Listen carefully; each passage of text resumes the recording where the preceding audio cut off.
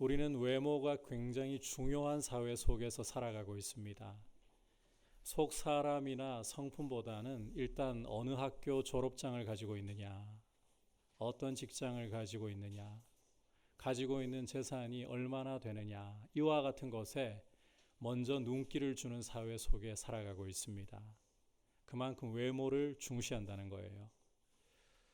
이것은 유대인들도 마찬가지였습니다. 우리와 모양은 다르지만 유대인들은 아브라함의 혈통에서 태어났다는 단지 그 한 가지 이유 때문에 자신들은 하나님의 은총을 입은 하나님의 자녀들이다. 그리고 자신들이 가지고 있는 율법과 할례가 그 하나님의 자녀됨을 보증하는 보증물이다. 이런 자부심을 가지고 그들의 외양을 자랑했습니다. 반대로 이방인들, 아브라함의 혈통이 아닌 이방인들에 대해서는 부정한 사람들로 하나님의 은총과는 거리가 먼 개와 돼지들이라고 깔보고 무시를 했습니다. 하지만 하나님께는 외모가 전혀 중요하지 않습니다. 왜냐하면 하나님은 외모로 사람을 취하시는 분이 아니시기 때문입니다. 하나님은 각 사람의 행위대로 갚으시는 분이십니다. 참고 선을 행하면서 영광과 존귀와 썩지 아니함을 구하는 사람에게는 영생으로 갚아주시고, 오직 당을 지으면서 죄를 짓고 불의를 행하는 사람들에게는 분노와 진노로 갚으시는 분이에요. 하나님은 행위대로 갚으신다. 악을 행하느냐 선을 행하느냐, 그 사람의 행위를 따라서 하나님은 보응하신다. 참고로 오늘 우리가 함께 살펴보려고 하는 말씀은 구원의 맥락이 아니라, 여러분 이 부분을 잘 들으셔야 돼요, 심판의 맥락 속에 있습니다. 구원 얻는 방법을 우리에게 알려주기 위해서 로마서 2장을 기록한 것이 아니라 심판의 당위성에 대해서 보여주려고 이 말씀을 사도 바울이 기록한 겁니다. 이런 맥락을 여러분이 염두에 두고 이 말씀을 보시지 않으면 자칫 행위로, 율법의 행위로 사람이 구원을 얻을 수 있는가, 이런 오해를 할 수도 있다는 거예요. 그래서 오늘 말씀은 심판의 맥락 속에서 심판의 당위성을 강조하는 말씀이다. 이걸 염두에 두고 메시지를 받으시기를 바랍니다. 자, 첫 번째로는 한번 따라합시다. 각 사람에게 행한 대로 보응하신다는 거예요. 오늘 말씀 6절과 9절과 10절을 보시면 바울은 세 차례나 각 사람에게라고 말씀을 하면서 각 사람을 강조하고 있습니다. 하나님이 각 사람에게 그 행한 대로 보응하신다. 하나님이 악을 행하는 각 사람의 영에 환난과 공고를 주신다.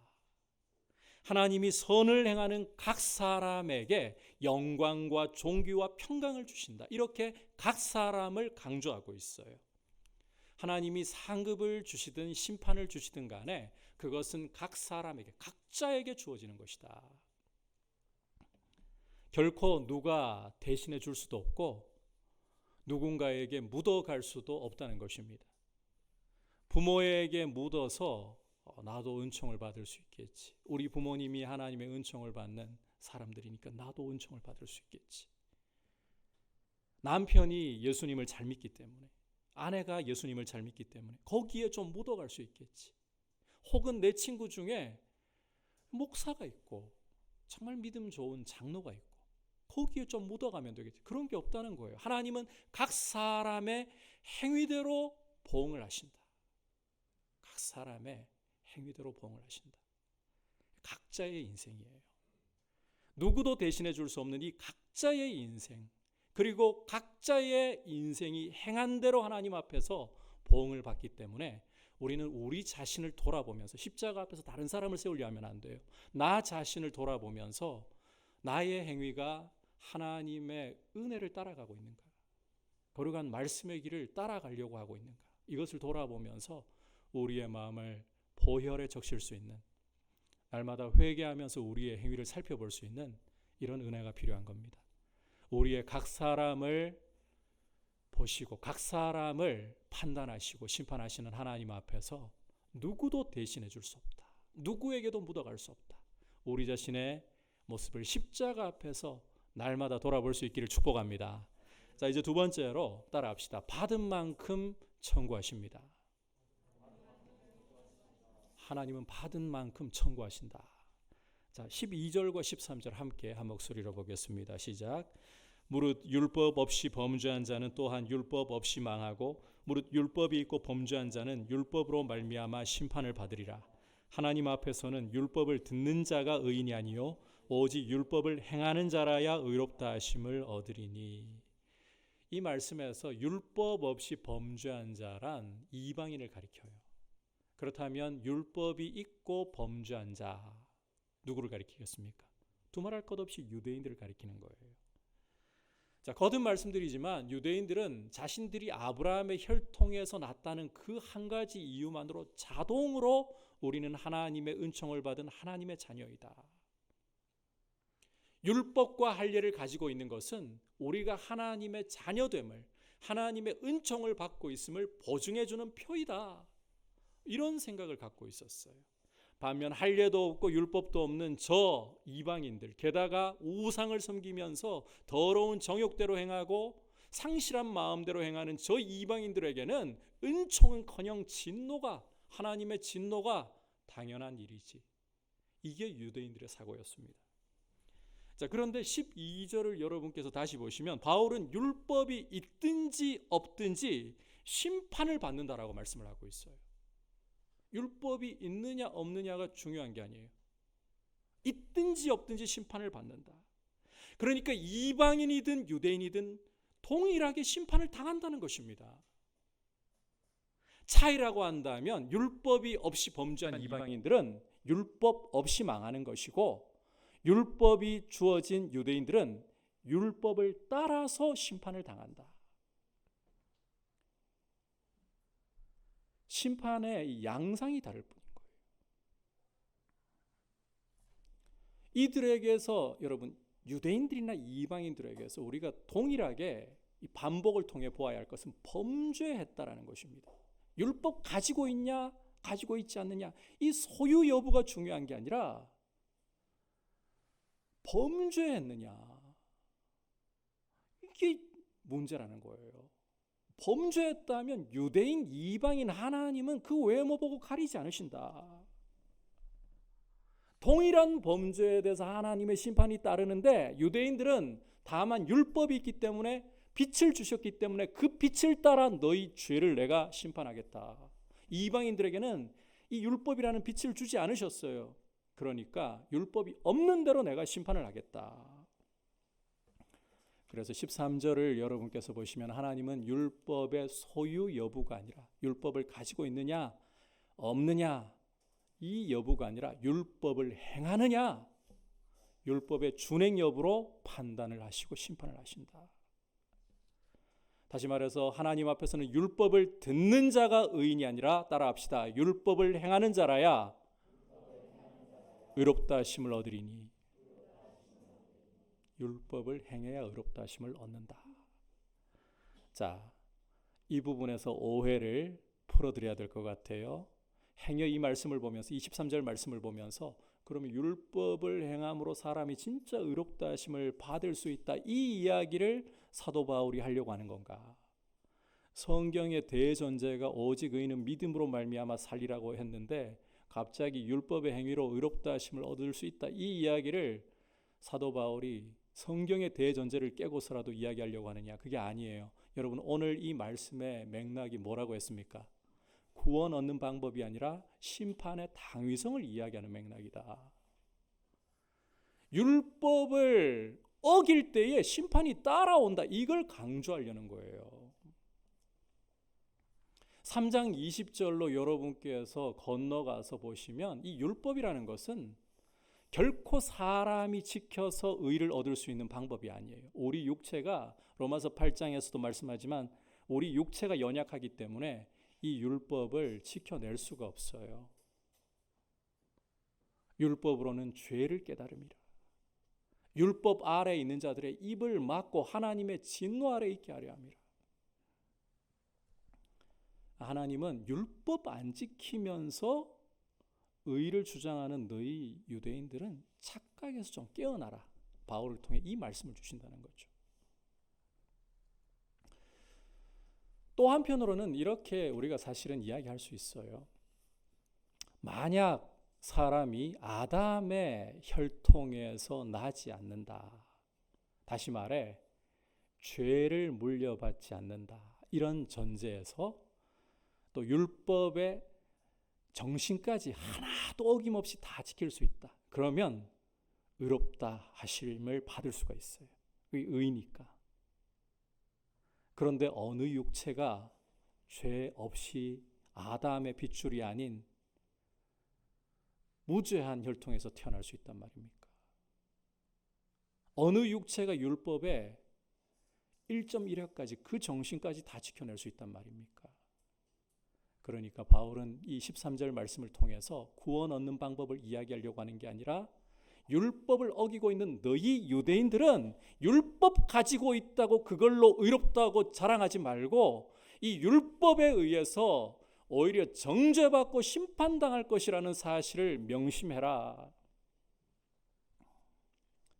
여러분, 율법을 사람이 지켜서 의롭게 되지를 못해요. 하물며 율법을 어기는데 의로울 수 있다라고, 율법을 가지고 있다는 이유만으로 의로울 수 있다. 이건 진짜 큰 착각이라는 거죠. 이런 착각에서 벗어나라는 거예요. 깨어나라는 거죠. 마치 이런 것과 마찬가지의 사고를 유대인들이 갖고 있는 거예요. 여러분, 예배당에 오늘 이 자리에 앉아 있다고 해가지고 자동으로 예배를 드리고 있는 건가요? 이 예배 시작부터 계속해서 휴대폰 들여다보면서 마음이 콩밭에 가 있고 예배에 전혀 집중을 하질 않아요. 그러면 과연 예배를 드린다라고 할 수 있는 건가요? 아니라는 거 여러분들 아실 거 아닙니까? 그런데 유대인들은 예배의 자리에 있다는 이유만으로 이미 우리는 예배를 드리고 있다. 부모가 믿음을 대신해 줄 수 있나요? 내가 안 믿는데 부모가 어떻게 믿음을 대신해 줍니까? 그런데 내가 믿는 부모에게서 태어났다는 이유만으로 나는 믿음 속에 있다, 이렇게 생각을 하는 게 유대인들의 뇌 구조였다는 거예요. 이런 착각에서 벗어나라. 율법 가지고 있다고 그게 너희들이 은총 받는 표라고 생각하는데 율법은 결코 은총의 표가 아니다. 율법은 그것을 어기는 사람들에게 애누리 없이 정죄하고 심판을 가하는 것이다.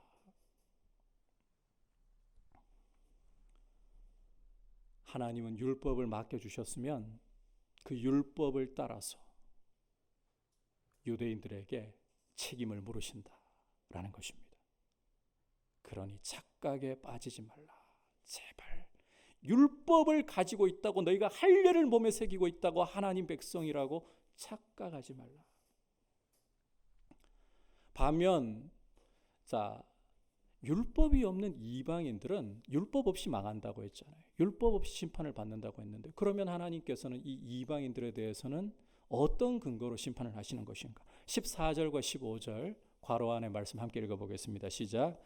율법 없는 이방인이 본성으로 율법의 일을 행할 때에는 이 사람은 율법이 없어도 자기가 자기에게 율법이 되나니 이런 이들은 그 양심이 증거가 되어 그 생각들이 서로 혹은 고발하며 혹은 변명하여 그 마음에 새긴 율법의 행위를 나타내느니라. 자, 말씀이 좀 복잡한데 좀 풀어서 설명을 하면 이런 거예요. 이방인들에게는 율법 없으니까 하나님이 기준도 없이 대충 되는 대로 심판할 거라고 생각하지 말라는 거예요. 이방인들에게도 비록 율법은 없으나 심판의 근거가 있다는 겁니다. 오늘 바울이 이 14절과 15절을 이야기하면서 본성이라는 이야기를 하고 있죠. 이 본성이 바로 하나님께서 판단하시는 근거가 된다. 무슨 말인가 하면 하나님이 우리 본성 안에다가 우리 마음에다가 율법이라는 빛의 흔적을 새겨 두셨다는 거예요.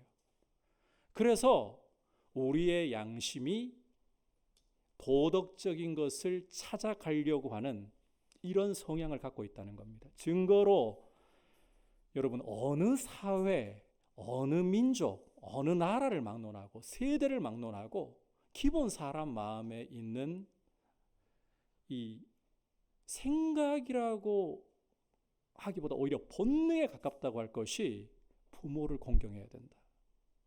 안 가르쳐도 자동으로 알아요. 정도의 차이는 있지만 부모를 존중할 줄 알아야 된다. 이웃과 더불어 살아가면서 이웃을 존중할 줄 알아야 된다. 이게 우리 안에 기본 새겨져 있잖아요. 함께 살아가는데 남에게 피해를 끼치는 것은 잘못된 것이다. 이건 누가 가르쳐서 아는 겁니까? 자동으로 알고 있잖아요. 때로 하나님께서 어떤 사회나 한 개인을 징벌하시기 위해서, 심판하시기 위해서 이런 우리의 마음에 새겨두신 빛의 흔적을 가려버리실 때가 있어요. 양심을 무뎌지게 만들어버리실 때가 있다는 거예요. 전쟁이라든지 우리가 뉴스를 볼 때 치를 떨면서 이를 갈면서 이런 일이라고 할 만한 그런 범죄, 그 경우는 하나님이 이 양심을 무디게 만들어버리시고 마음에 두신 법의 흔적을 가려버리신 경우에, 그럴 때는 짐승같이 흘러가요. 이게 인간으로서 할 일인가, 이런 말이 터져 나올 수밖에 없는 거예요. 그런데 보편적인 경우에는 뭐 유대인 제외하고 우리 다 이방인들이잖아요. 율법을 받았나요? 그럼에도 불구하고 우리 마음에는 하나님이 이 율법이라는 빛의 흔적을 새겨 놓으셨기 때문에 사회를 유지해야 되고 도덕과 윤리에 대한 기본적인 감각을 가지고서 짐승이 살아가는 소굴이 아니라 사람의 사회로 유지를 해가고 있다는 거예요. 이게 하나님이 우리 안에 법을 새겨두신 증거 중에 하나이라는 겁니다. 그래서 우리 양심이 증거하고 우리 마음의 생각들이 고발하고 변명해가면서 이 하나님이 새기신 법의 흔적을 드러낸다. 그렇다면 하나님께서 이방인들을 심판하실 때 무작위로 되는 대로가 아니라 이 본성을 따라 마음에 새겨주신 이 빛의 흔적을 따라 심판하신다. 이렇게 바울이 우리에게 말하는 거예요. 정리를 좀 하자면 율법을 주신 유대인들에게는 하나님이 율법에 명시된 대로 하나님의 뜻을 따랐느냐 어겼느냐, 그리고 이방인들에게는 본성 속에 새겨주신 이 빛을 따라서 행위대로 심판을 하신다. 그러니까 이걸 좀 바꾸어서 표현하자면 많이 주신 사람에게는 많이 찾으시고 적게 주신 사람에게는 적게 찾으신다는 거예요. 주신 대로 청구하신다는 것입니다.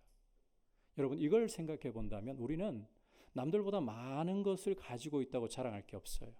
남들보다 똑똑하고 풍요로운 부모님에게서 내가 태어나서 남부럽지 않게 집에서 왕자처럼 공주처럼 생활한다고 해서 남이 부러워할 이유도 없고 내가 자랑할 이유도 없다는 거예요. 남들보다 더 성공을 해가지고 좋은 직장을 다니고 많은 돈을 가진다고 해서 그걸 자랑할 것도, 그걸 가지고 남들을 비교하면서 내려다볼 것도, 그리고 우리가 내가 갖지 못했으니까 부럽다 이렇게 할 필요도 없다는 거예요. 왜? 하나님은 많이 주신 자에게는 많이 찾으실 것이고 적게 주신 자에게는 적게 찾으실 것이기 때문에 이게 하나님이 심판하시는 원리라는 거예요. 우리가 주님 앞에 서 있다는 사실을 기억하고 많이 받았다고 결코 우쭐대거나 자랑하지 말고 왜 많이 주셨을까? 많이 찾으신다. 여러분, 돈이 우리에게 필요한 것 이상으로 남아돌 때 우리는 저축도 하고 보험도 들고 뭐 하고 싶은 여가도 즐길 수 있습니다. 그걸 죄라고 하시면 안 돼요. 하나님이 우리에게 맡겨주신 것을 가지고 누릴 수 있는 부분도 누릴 수 있습니다. 그런데 그게 전부라고 하시면 안 된다는 거예요. 왜 많이 주셨을까? 이 주신 것에서 없는 사람은 왜 없는 건가요? 그냥 게을러서 없는 건가요? 그냥 능력이 안 돼서 없는 건가요? 왜 그렇게 평가받아야 되죠? 어떤 사람들은 게을러서 없는 경우도 있어요. 하지만 죽으라고 정말 뼈가 빠질 정도로 고생을 하고 몸부림을 쳐도 없는 경우가 있어요. 그 경우는 그들을 비난할 수 있다고 생각하십니까? 왜 하나님이 어떤 사람에게는 떡을 2개를 맡겨주시고 어떤 사람에게는 없게 하시는 건가요? 이런 외양만 본다면 하나님 공평하신 분이 아니잖아요. 불공평한 세상이잖아요. 그런데 하나님은 이 둘을 가진 사람이 하나를 없는 사람에게 나눔으로써 나눔의 기쁨을, 하나님의 이 사랑의 나눔의 기쁨을 맛보라고 은혜를 주시는 거예요. 우리는 그러한 심정으로 더 주셨으면 있는 자의 책임을 감당해야 될 것이고, 없다고 해서 우리가 너무 낙심하거나 남의 것을 부러워하거나 움켜쥐고 어떻게든 차지해서는 놓지 않으려고 하는 것이 아니라 주님의 공급하심을 신뢰하면서 걸어가는, 많이 받은 자에게는 많이 청구하시고 적게 받은 자에게는 적게 청구하시기 때문에 이런 모습으로 서야 하는 겁니다. 자, 이제 마지막으로 이렇게 하나님이 각 사람을 행위대로 판단하시고 많이 받은 자에게는 많이, 적게 받은 자에게는 적게 청구하신다면 이제 우리가 기억해야 할 중요한 사실이 있습니다. 따라합시다. 심판의 날을 생각하라. 심판의 날이 오고 있다는 거예요. 그날에 하나님이 이것을 환히 드러내실 거예요. 같이 16절 읽어보겠습니다. 시작. 곧 나의 복음에 이른 바와 같이 하나님이 예수 그리스도로 말미암아 사람들의 은밀한 것을 심판하시는 그날이라. 이 말씀에서 바울은 나의 복음, 하나님의 복음을 가리켜서 나의 복음이라고 부르고 있죠. 자신이 예수 그리스도의 사도로서 예수 그리스도의 권위를 가지고 복음을 전한다, 이 이야기를 하려고 하는 거예요.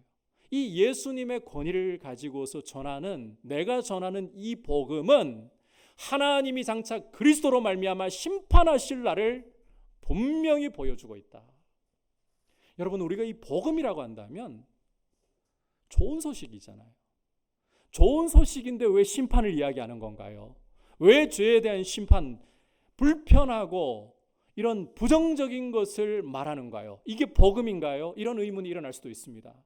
그런데 사도가 전한 복음, 그리스도의 권위로 전하는 이 복음에는 기억하십시오. 죄와 심판을 반드시 말씀하고 있습니다. 장차 주님이 이 땅에 다시 오셔서 사람들을 심판하실 그날을 분명히 말씀하고 있어요.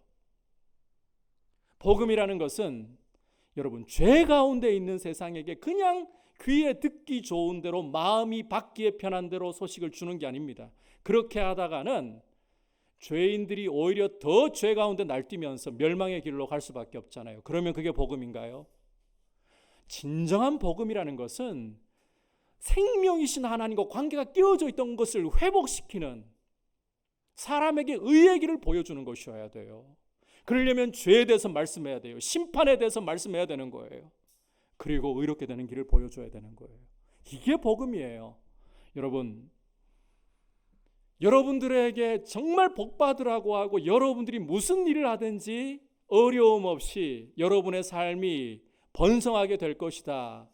그러면서 죄에 대해서, 심판에 대해서는 말하지 않는다. 그건 번영신학이지 복음이 아닙니다. 그런 데는 아멘의 이응자도 꺼내지 마십시오. 분별을 하셔야 돼요. 오늘 분명히 사도 바울은 나의 복음은 장차 하나님이 그리스도로 말미암아 세상을, 사람들을 심판하실 그날을 말씀하고 있다라고 분명히 선언하고 있어요. 따라서 우리가 정말 복음을 알고 있다면 우리는 그리스도인들로서 장차 주님이 이 땅에 다시 오셔서 우리의 행위를 따라, 외양이 아니에요. 유대인, 이방인, 그 외양이 아니에요. 우리의 행위를 따라 심판하실 것을 생각하면서 살아가야 된다는 거예요.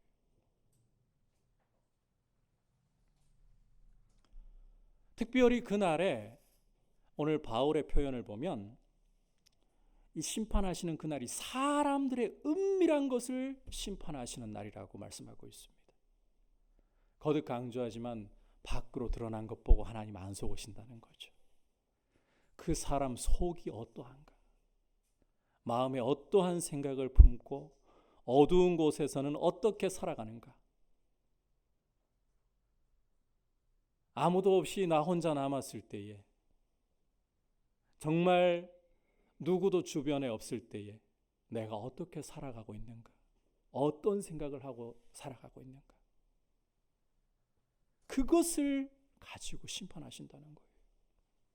따라서 우리가 이 심판의 날을 생각할 줄 알고 복음 가운데 서 있다면 여러분, 우리는 우리의 행위를 날마다 돌아볼 줄 알아야 됩니다. 그리고 십자가 앞에서 우리의 행위를 주님 앞에 회개하면서 주님의 보혈로 우리를 적시고 씻는, 주님 앞에 거룩하고 깨끗한 행실로 서기를 간절히 사모해야 되는 거예요. 제가 여러분들에게 이 회개에 대한 이야기를 잠깐만 좀 더 높아심에서 다루고 가고 싶어요. 회개라는 이야기가 나올 때 굉장히 좀 불편한 감이 있는데, 반대로 이 회개를 하고 싶은데 이런 경우들도 있어요. 여러분에게 이 회개할 때에 자동으로 이 감정이 풍부해지고 눈물이 흘러나오면 회개가 쉬워지죠. 안 그렇습니까? 그런데 여러분이 기도하면서 회개하려고 할 때에 눈물이 나기만 하면 어렵지 않은 것 같은데, 감정이 완전히 깡그리 메말라 버리고 이건 사막보다 더한 메마름이 내 마음에 느껴질 때가 있잖아요. 여러분 그런 적 없습니까? 그런 시간이 올 수 있어요. 얼마든지 올 수 있어요. 목사님, 제가 경험해보고 드리는 말씀이에요. 제 경험이 중요한 건 아니지만 우리는 인간이기 때문에 우리가 예상치 못했던 방향으로 삶이 흘러가고 아무리 사방을 둘러보아도 출구가 하나도 보이지 않고 내 감정마저 완전히 소진되어 버릴 때에는 여러분, 기도하려고 할 때에, 회개하려고 할 때에 이 감정이 안 올라옵니다. 완전히 메말라 버린 채로 어떻게 회개해야 되나, 그리고 내 나름대로 죄를 하나님 앞에 자백한다고 죄를 읊어대는 것 같긴 한데 회개하지 않는 것 같아서 너무너무 괴롭고 답답해지는, 이러다 보니까 여러분 회개가 어려워지는 경우가 적지 않지 않습니까? 그러면 한번 이렇게 질문을 해보고 싶어요. 감정이 풍부할 때는 회개가 똑바로 된 것이고, 여러분의 상황과 여러분의 상태 때문에 감정이 메마를 때 여러분이 주님 앞에 그래도 내 모습을 돌아보면서 내 죄를 아뢰고 죄를 버려야지, 이렇게 나아가서 주님 앞에 내 죄를 아뢰는데 감정이 안 올라와요. 그냥 내 의지로 버둥거리는 것 같고 내 입술로 죄를 그냥 읊는 것 같아요. 그러면 회개가 안 되고 있는 것입니까? 제가 오늘 이 자리에서 여러분들께 감정에 대해서 꼭 하나 좀 짚고 가고 싶어요. 여러분은 감정이 정말 믿을 만한 것이라고 확신하고 감정을 따라 가셔야 되겠습니까? 이 질문을 던지십시오. 우리의 감정이라는 것은 하루에 수십 번도 천국과 지옥을 오가는 변화무쌍한 것입니다. 조금만 좋은 일이 있으면요, 메말라 있다가도 갑자기 우리 마음속에 이 감정적으로 기쁨이 올라오기 시작하고요, 내가 원하던 일이 이루어져 있으면 울다가도 웃어요. 그러다가 또 갑자기 그건 뻥이야 이렇게 돌아가면 한순간 지옥으로 감정이 떨어지고 메말라 버리잖아요. 이게 우리 감정이에요. 우리 감정이라는 것은 변화무쌍한 것입니다. 여러분, 진리는 변화무쌍한 것을 부르지 않습니다.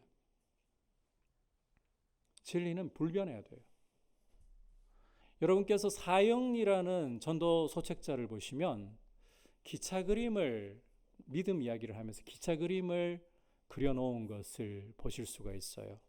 이 기차가 앞으로 나가야 되는데, 자, 그러려면 맨 앞에 기관차가 있고 그 다음에 연료차가 있고 그 다음에 객차가 따라와야 되는 거죠. 자, 이 기관차에 해당하는 것이 중요한 이야기니까 잘 들으셔야 돼요. 이건 정말 새기셔야 돼요. 기관차에 해당하는 것이 말씀입니다. 하나님의 말씀이에요. 이 말씀이 역사하려면 그 다음에 연료가 공급돼야 되겠죠. 연료차가 믿음이에요. 그 다음에 따라오는 것이 감정이라는 거예요. 이 묘사가 참 훌륭합니다. 그런데 이 인생이라는 기차가 앞으로 나가야 되는데 객차를 제일 앞에 세워두고, 감정이라는 객차를 제일 앞에 세워두고 정작 기관차와 말씀이라는 기관차와 믿음이라는 이 연료차는 뒤로 밀어버려요. 감정을 신뢰하는 거예요. 내가 어떻게 느끼느냐, 사실이 아니라 내가 어떻게 느끼고 어떻게 생각이 드느냐, 이걸 신뢰하는 거예요. 여러분, 감정을 신뢰하고 우리 마음에 일어나는 아무 생각이나 여러분이 인생의 주도권을 주면서 따라간다면 마귀는 여러분의 감정을 가지고 여러분을 유린하고 여러분의 무분별한 생각을 가지고 여러분들을 인생의 나락으로 끌고 가버립니다. 진리가 중요한 거예요. 사실이냐가 중요한 거예요. 하나님이 나를 사랑하시는 것 같지가 않아요. 지금 이 순간만큼은 내 삶의 형편이 하나님이 나를 외면하고 나에게서 고개를 돌려버리신 것만 같아요. 그런 느낌을 지울 수가 없어요. 그런 생각이 밀려드는 것을 막아낼 수가 없어요. 그러면 여러분은 버림받은 자입니까? 이럴 때일수록 여러분이 진리를 붙잡으셔야 돼요. 이럴 때에 이런 감정을 믿고 이런 나의 상태를 믿는다면 마귀는 나를 완전히 유린해 버립니다. 진리가 무엇이냐? 사실이 무엇이냐? 오늘은 해가 떠가지고 밖에 지금 날씨가 화창한 것 같아요. 근데 구름이 잔뜩 끼어서 푸른 하늘 한 점조차 보이지 않고 햇볕이 내리쬐지 않아서 어두침침한 날이에요. 그런 날에는 그러면 여러분 구름밖에 안 보이니까 해가 없는 건가요? 아니죠. 구름 너머에서는 여전히 해가 빛나고 있는 겁니다. 우리의 감정이, 우리의 마음이 하나님이 나를 사랑하시지 않고 오히려 버리신 것 같아. 내 환경이, 내가 지금 살아가고 있는 이 형편이 도저히 하나님이 살아계신 것 같지 않고 하나님이 나를 사랑하시는 것 같지 않아. 그렇게 우리의 감정이 아우성을 치더라도 우리 생각 속에 이러한 생각들이 끊임없이 괴롭힐지라도 그 순간에 여러분은 그것을 신뢰하는 것이 아니라, 그것을 사실로 믿는 것이 아니라, 그것을 진리라고 하는 것이 아니라, 진리는 오직 성경밖에 없어요. 하나님의 말씀밖에 없어요. 우리가 아직 죄인 되었을 때에 그리스도께서 우리를 위하여 죽으심으로 하나님께서 우리에 대한 자기의 사랑을 확증하셨느니라. 여러분, 하나님은 우리가 아직 죄인 되었을 때, 예수를 믿기도 전에, 하나님과 바른 관계 가운데 있기도 전에 우리를 향한 사랑을 나타내 보이셨어요. 확증하셨어요. 그 증거가 아들 십자가에 우리 대신 우리의 죄를 짊어지고 우리가 받아야 할 저주와 심판을 당하게 하신 것입니다. 예수 그리스도의 십자가는 여러분, 우리 눈앞에서 지울 수가 없는 사건이에요. 역사에서 누구도 부인할 수 없는 사건이에요. 이 십자가가 오늘 우리에게 하나님이 말씀하시는 음성이에요. 내가 너를 사랑하는 증거이다. 그러면 뭘 믿으실래요? 감정을 믿으실래요? 여러분 속에 올라오는 생각과 상황을 믿으실래요? 아니죠. 여전히 빛나고 있는, 구름 너머에 빛나고 있는 태양이 있듯이 이 모든 의심의 구름 속에서 우리가 신뢰할 것은 하나님의 변함없는 사랑이라는 거예요.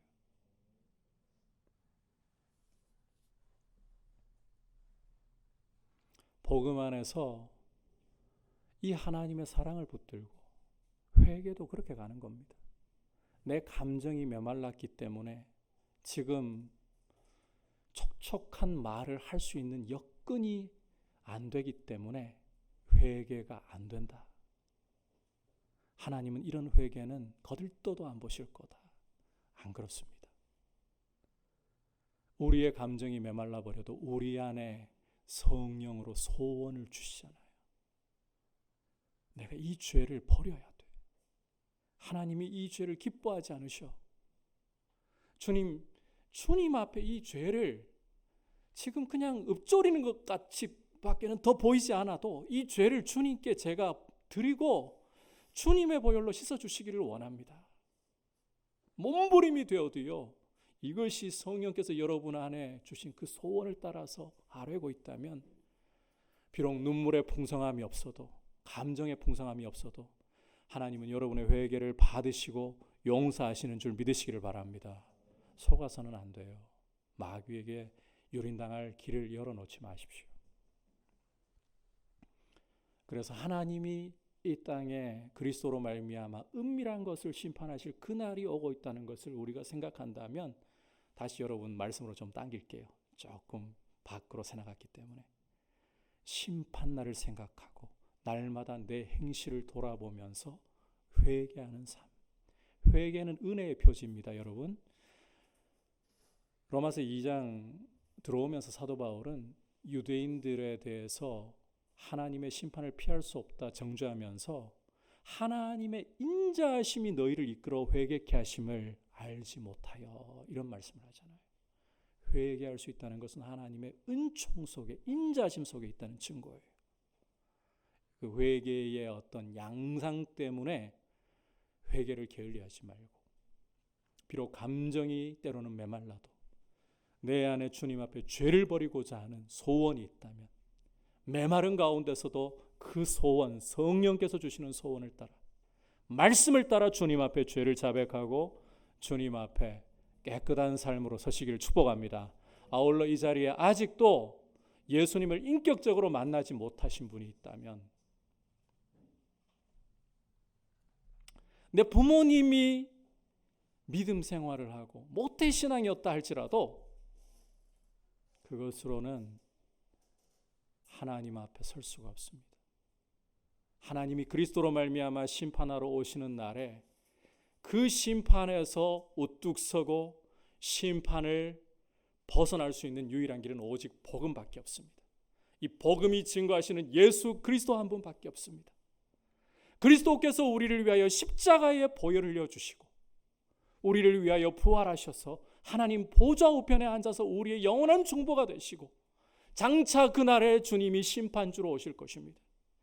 그 예수 그리스도를 부르십시오. 내가 죄인이라는 사실을 인정하면서 주님께 자비하신 손길을 내밀어 달라고 구하십시오. 내 모습이 어떠하든지 내 과거가 어떠하든지 주님께 자비하신 손길을 구할 때에 기억하십시오. 주님은 거절하지 않으십니다. 주님은 영접하십니다.